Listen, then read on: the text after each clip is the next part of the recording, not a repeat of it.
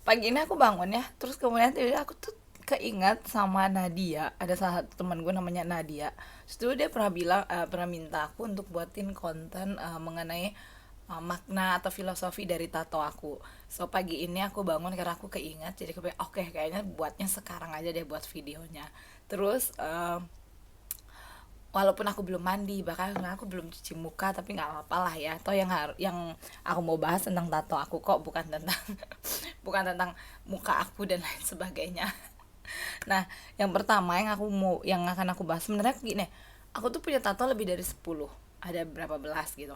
Tapi aku hanya akan ngebahas beberapanya aja yang mudah untuk aku tunjukin gitu. Karena aku ya kayak biasa lah, aku tuh nggak belum rajin untuk sampai ngedit-ngedit terus kemudian cut nyambungin video dan lain sebagainya. Belum sampai ke situ ya. Nah, basically semua tato aku sih sebenarnya filosofinya atau maknanya pasti udah aku pikirin banget, terus kemudian ada cerita di baliknya gitu. Nah, yang pertama tuh yang aku bahas yang ini tuh tato sunflower. Nah, ini tuh gambarnya adalah, kelihatan nggak yo? Oh kan, itu adalah sunflower. Nah, dari dulu tuh aku suka banget sama bunga matahari, jadi aku suka. Terus kemudian aku suka salah satu filosofinya bunga matahari itu sendiri adalah mengenai setia. Jadi kan kita tahu ya, matahari itu mau kemanapun arahnya pasti ngikutin si matahari itu sendiri, maksudnya mengarah ke arah matahari itu sendiri. Jadi dia loyal gitu kan.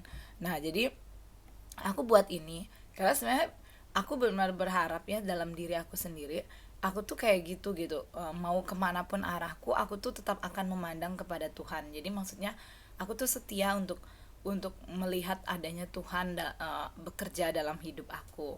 Nah, kemudian yang selanjutnya yang akan aku kasih tau, yang ini aja dulu. Nah, itu tato, artinya tuh yang kayak God bigger than the mountains and the ocean. Karena kan ini tanda yang lebih dari kan. Jadi Tuhan lebih besar daripada gunung-gunung dan juga ocean, maksudnya laut. Nah, karena apa ya, aku kan pecinta alam juga ya, terutama kalau laut gitu. Jadi aku tuh harus tetap ngingatin diri aku bahwa setiap kali dan kemanapun aku pergi, mau seindah apapun alamnya, mau sekeren apapun, pada akhirnya itu pun dari Tuhan gitu. Nah, terus kemudian yang ini tuh sebenarnya cara ngebacanya tuh gini. Nah, ini nih tulisan Korea. Dulu ada salah satu murid aku namanya Ence. Jadi kita maksudnya aku udah tahu kalimat yang mau aku buat, tapi kalau saya pakai bahasa Indonesia atau pakai bahasa Inggris tuh panjang banget jadinya kalimatnya. Jadi pas aku juga suka soalnya kan Korea gitu, yang K-pop, K-drama gitu aku suka. Jadi aku oke, buatnya dengan tulisan Korea gitu. Nah, ini artinya I will go with you. Jadi kalau ngebacanya sambil gini, jadi digabungin gini karena I will go with you terus aku smile.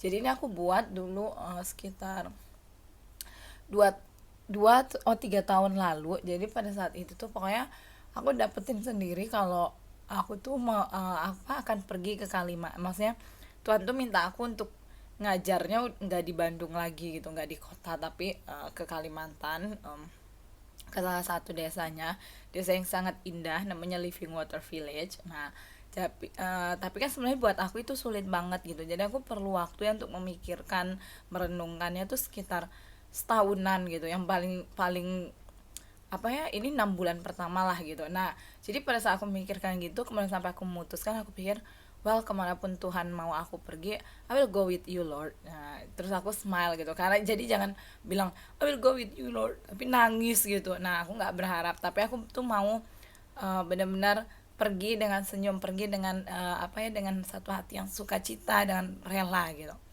Nah, kemudian yang ini itu rasanya I love you. Nah ya, I love you. Nah, tapi tuh aku gabunginnya, maksudnya jadi ngebacanya itu barengannya sama yang ini. Itu ada I love you, tapi di sini ada hati yang retak. Ini tuh bukan aku buat karena aku lagi patah hati, bukan karena itu. Jadi kalau yang ini tuh karena dulu aku naif banget ya, aku tuh selalu berpikir bahwa kalau seorang benar-benar mencintai seorang, dia nggak akan pernah nyakitin. Dan atau gini, kalau seandainya saya mendapatkan satu cinta yang benar-benar tulus gitu, saya tuh nggak akan pernah terluka kalau, atau saya ketika saya mencintai seorang dengan tulus, saya nggak akan terluka, yang gitulah pokoknya. Kayaknya cinta itu nggak akan pernah ada yang namanya menyakiti atau tersakiti gitu. Nah sampai satu momen pada saat saya bahas gitu sama teman saya, tapi ada teman saya bilang gini, kayaknya nggak mungkin deh gitu, even Jesus gitu, maksudnya aku kan Kristen gitu kan, jadi kayak bahkan Tuhan pun gitu, maksudnya Tuhan Yesus pun, karena dia cinta, karena cintanya sama kita, dia tuh sampai harus mengalami luka di kayu salib gitu kan. Dia harus menanggung semua dosa kita, itu kan tersakiti gitu. Nah terus habis itu ya jadi panjang lah, pada itu ngebahasnya sampai oh iya benar di Taman Getsemani dan lain sebagainya. Tapi intinya ini tuh buat aku apa ya, jadi aku buat ini supaya aku sendiri tuh sadar gitu, setiap kali aku mencintai seseorang atau mencintai orang-orang gitu ya di sekitarku, ataupun mungkin aku menerima cinta dari orang sekitarku gitu, aku tuh nggak naif amat gitu kayak dulu, kalau berpikir ketika ada cinta maka nggak akan pernah ada terluka, enggak gitu, you will feel it gitu. Cuman ya harusnya sih aku buat lagi ya ada love yang utuhnya ya. Dimana kan pada akhirnya tetap aja kasih mengcover semuanya. Cuma aku pikir ini cuma ngingatin aku, so aku mampu untuk memaafkan ketika aku tuh terluka, atau bahkan ketika aku sendiri yang nyakiti orang, aku tuh mampu untuk memaafkan diri aku sendiri. Nah itu sih. Terus yang lain agak susah ya aku tunjukin dan aku males. Oh yang ini mungkin kelihatan gak ya, ini tuh ada tulisan 26. Nah, kalau yang ini iseng banget sih aku buatnya. Jadi waktu itu intinya aku kan lahirnya 26 November. Jadi hari itu tuh tanggal 26 November dan usia aku ke 26 tahun.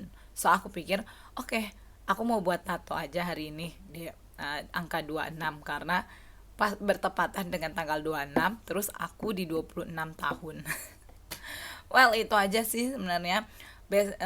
Lagi ya, mau bahas tato yang mana lagi, maksudnya yang manapun sebenarnya, semua tato aku filosofinya atau maknanya buat aku tuh adalah hubungan aku sama Tuhan. Pasti ada satu kejadian yang benar-benar membuat aku tersadar, entah itu mengenai prinsipku, entah itu mengenai kejadian kayak yang ini kan, I will go with you, itu kejadian kayak sebelum pada saat aku pindah ke desa gitu kan, maksudnya yang udah nggak, maksudnya Tuhan panggil aku untuk ngajar di desa-desa gitu. Nah terus kemudian ini karena aku suka alam, tapi aku kadang-kadang saking terpesonanya aku tuh tetap harus mengingatkan diri aku bahwa well itu pun dari Tuhan gitu. Terus my sunflower gitu, pokoknya semuanya aku tuh udah pikirin banget. Jadi kalau ada orang nanya kayak nyesel nggak punya tato gitu, aku selalu jawab enggak, karena aku nggak buat cari cari gambar aja kemudian ih bagus ya kayaknya ini, enggak. Jadi aku benar udah pikirkan, dan sebelum aku buat pasti itu tuh bukan cuma sehari seminggu aku pikirin, tapi benar biasanya berbulan-bulan untuk aku putuskan sebelum aku buat. Tapi lagi ya, konten ini bukan berarti mendukung kayak oh iya kalian buat aja tatonya, enggak, itu kayaknya balik lagi ke pribadi masing-masing. Cuma kalau di sekarang nggak juga ditanya akan nambah tato nggak, mungkin, tapi apa ya, nggak tahu kapan lagi gitu, belum ada sih. Yang pasti dalam waktu dekat ini belum ada kejadian yang buat aku kayaknya aku mau ya, ngebuat yang ini gitu. Nah belum belum sampai itu sih. Well, thank you, maaf ya kalian harus melihat muka tidak cantik saya di pagi hari